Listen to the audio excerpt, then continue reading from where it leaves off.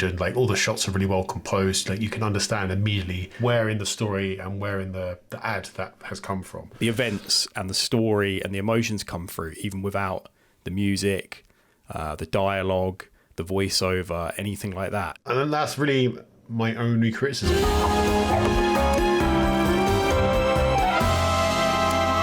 this is the first episode of the reworked Prime Cuts, where we're going to kind of condense it down to 10 minutes, and we're only going to work on one video and just kind of go through an ad and say what we think works, why it works, how it works, what we think's been done well.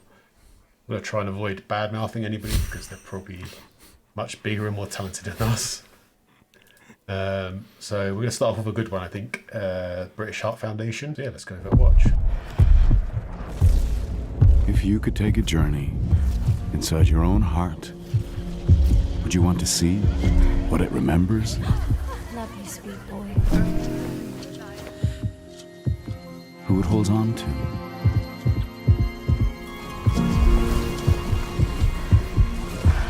Breathe. Breathe, Libby. I'm really scared. I'm gonna be right here. I'll always be here. Okay, Dad. I will always be here. You just can't. And if there was a way to save it, would you help us find it?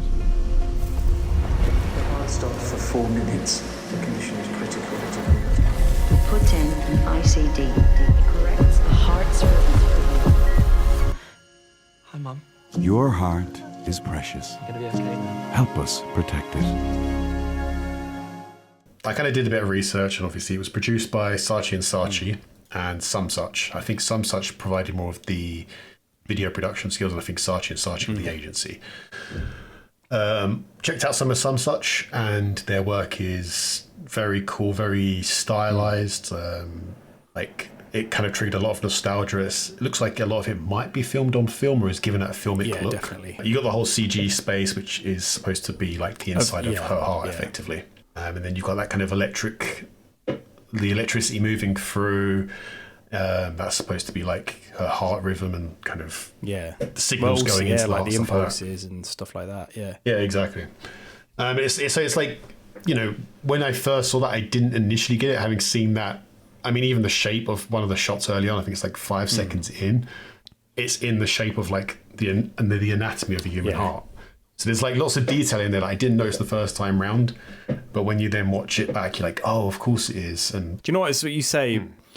Watching it through on mute, I have a couple of times, just because I'm sure you've sent me this, but I mean, maybe you haven't, because I'd definitely have remembered it. But the fact that the events and the story and the emotions come through even without the music, the dialogue, the voiceover, anything like that, shows you how effectively they've managed to convey the story. I think the visuals are brilliant. Like everything, you take a single frame of it and you kind of understand what part of the story it's in. And like all the shots are really well composed. Like you can understand immediately where in the story and where in the ad that has come from. Well, every single transition's perfectly planned out as well. This isn't like they winged it for a couple of days and they had a loose script and then like, okay, we'll see how it comes together. It's like, so I mean, it's a little bit longer than the TV ads we've worked on. We normally worked on 30 second spots, so this is a 60-second spot. So they've got a little bit more time to kind of explore.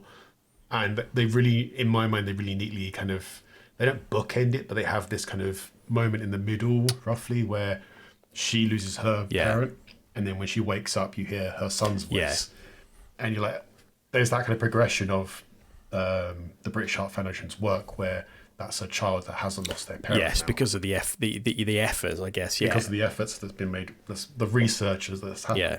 So that was really nice, and that's something about the kind of story and the arc of the film that kind of stuck out to me. That I don't think you could really do that in a 30-second ad without being a lot more explicit. Like literally. I mean, you outside of TV ads, you look at short film competitions now. Some of them are a minute, 2 minutes, 3 minutes, and you think it doesn't sound like a lot of time. It is. You can fit an entire person's life into a minute here in a BHF TV commercial. So like, it's. I mean, I don't want to be that guy that talks all about like Instagram and TikTok revolutionizing filmmaking, but there is something to be said for the fact that, I mean, you still saw it with Vine, and like, what was it, like such a short time, how can you deliver like a setup and a punchline for Yeah. a joke? And people Yeah. did it. Yeah, well, people built entire careers and that. But and you know what? I've said this before.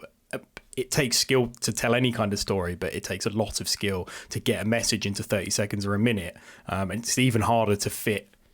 It is a story. This is like a short film into that. And not only have you attached to a person enough to feel their loss when she loses her dad, to feel a elation when she finds out she's pregnant, and then when she wakes up and everything, but to feel every emotion that comes through in a minute as well is like I mean, it's also like highly relatable moments for anybody who's in the position really to be giving money, because I think most people who are going to be able to give to BHF like regularly are going to be kind of our age or a little bit older. They're going to be in their 30s upwards. So they're going to have had all those experiences. They're going to have had their first love. They're going to have had their child. They're going to have potentially lost a parent. Or people to heart conditions and stuff like that. Yeah, this is like the dementia and the cancer ones that we looked at before. Yeah, so you have these kind of very emotive moments that people will relate to quite well. And I mean, like the concept isn't like it's not amazingly different. Obviously, I think since like Greeks and beyond, the heart has been seen as like the source of emotions. I don't even know if it was the Greeks. Yeah, It was I thought that was interesting. It's that. Yeah, when they said that, and it's like it's talking about what's like stored in the heart, the first kiss, and it's like, well, obviously not. But that is like, okay, that's what we're playing on now. If you're trying to convey a message, the heart, as in like as an anatomical like I don't know, not apparatus. What would you call it? Thing, right? As the thing that keeps your blood pumping. As like, it's a good thing we're not doctors or biologists. Definitely not.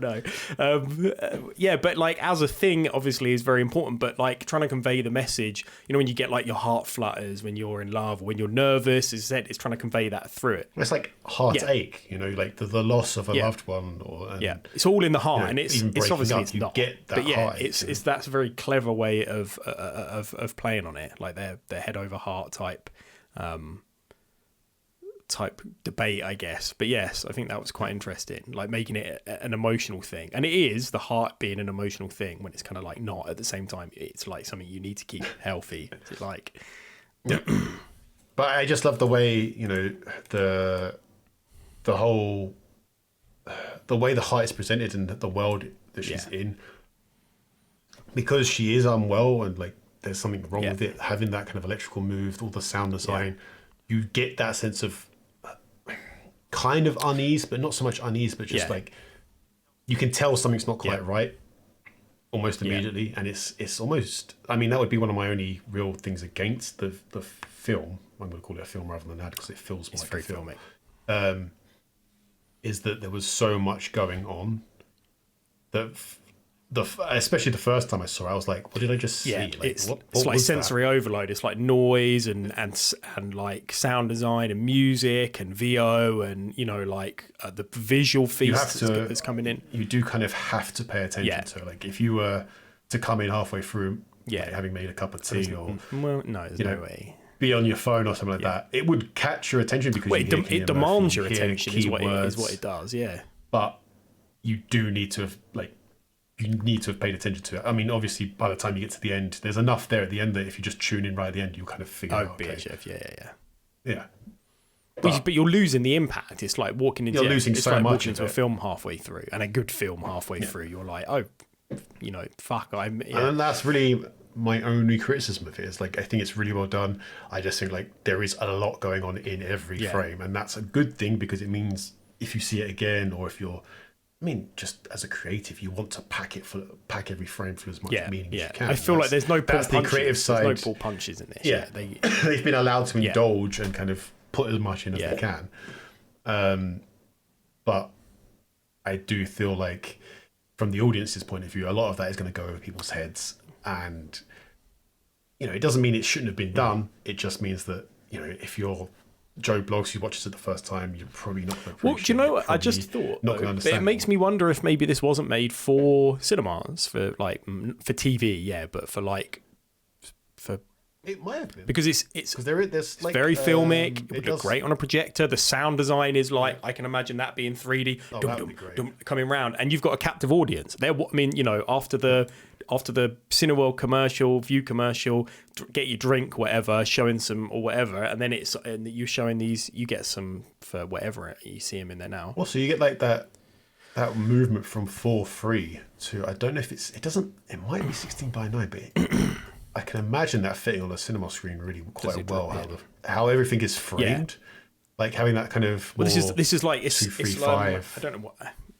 I'm sure I can't remember. I should know what the aspect is, but we called it scope and we called it flat in cinema, and flat was this aspect ratio, like an almost 4:3, but not quite a 4:3. I mean, on YouTube it isn't that, but like all the shots would frame up pretty well. I'm just scanning through, like, so that's why I'm kind of humming and ahhing because I'm waiting for one shot to prove me very wrong. No, but I mean, it works on TV. It isn't 16:9 here, definitely not. But it makes me wonder actually if it could be for like cinemas, because they do show. I'm sure I've seen BHF's commercials in cinemas and stuff like that before the ads, but after like all the shit they show in the beginning, they'll show some commercials. Bang. They do it for beer commercials that last like 7 minutes. Used to kill me, right? But this, I can picture being there. It would look great, and you wouldn't have people. Well, you would have people tuning in halfway through, but it would shut people up as soon as it started. What does it start on? Like some kind of big bass note? Let me just listen.